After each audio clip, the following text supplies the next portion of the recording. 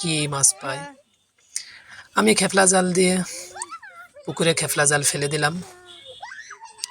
আর মূলত মাছ মারা আমার নেশা বলতে পারেন। মাছ মারা আমি খুবই পছন্দ করি। মাছ মারতে আমার খুবই ভালো লাগে।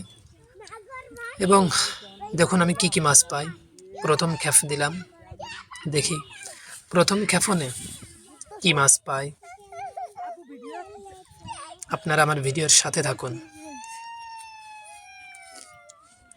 মনে হচ্ছে বেশ ভালোই মাছ ধরা পড়ছে, কারণ খেপলা জাল ফেললে দড়ি টান দিলে বোঝা যায় মাছ ধরা পড়ছে কিনা।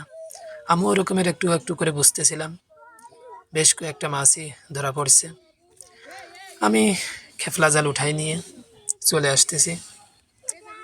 এখন আপনারা দেখবেন প্রথম খেপনে আমি কি মাছ পেলাম। হ্যাঁ, দেখেন আপনারা কি মাছ পাইছি।